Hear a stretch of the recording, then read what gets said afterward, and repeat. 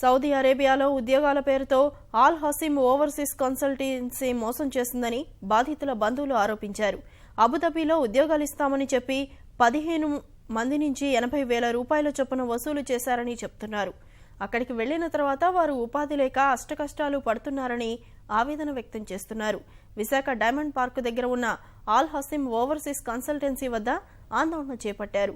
బాధితులను స్వదేశానికి తీసుకొచ్చేందుకు ప్రభుత్వం చొరవ చూపాలని కోరుతున్నారు.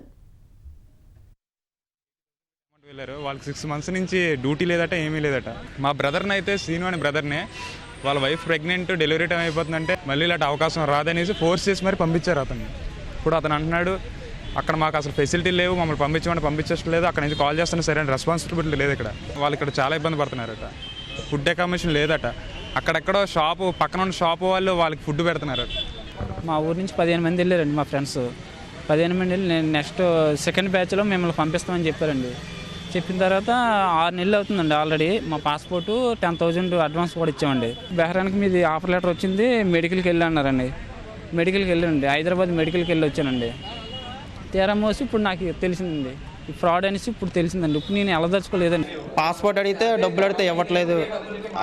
ప్రాబ్లం సాల్వ్ చేయట్లేదు సార్. కేసు పెట్టుకుంటే నాకు సర్టిఫికేట్లు ఉన్నాయన్నట్టుగా మాట్లాడుతున్నారండి. ఆల్ హసీమ్ ఓవర్సీస్ ఎంప్లాయీస్ కన్సల్టెన్సీ వారు ఇక్కడ 15 మంది పిల్లల దగ్గర ఒక్కొక్కరి దగ్గర 80,000 కలెక్షన్ చేసి వాళ్ళు పట్టుకెళ్ళి మభ్యపెట్టి మాయలు చేసి అక్కడ ఏదో పనులు చేస్తున్నారు. వాళ్ళు చెప్పిన పని అక్కడ తీసుకున్న డబ్బులు ఇది సూటబుల్ కాకుండా అక్కడ చాలా నీచకంగా వీళ్ళతో ప్రవర్తిస్తున్నారు. తిండి కూడా లేకుండా చూస్తున్నారు. ఈ పిల్లల తాలూకా ఆందోళన, ఈ తల్లిదండ్రుల తాలూకా ఆందోళన ఇవన్నీ గుర్తించుకొని తొందరగా పిల్లల్ని ప్రాణాలతో రక్షించి భారతదేశాన్ని సురక్షితంగా తెస్తారని మీ అందరి తరఫున విజ్ఞప్తి చేస్తున్నాను.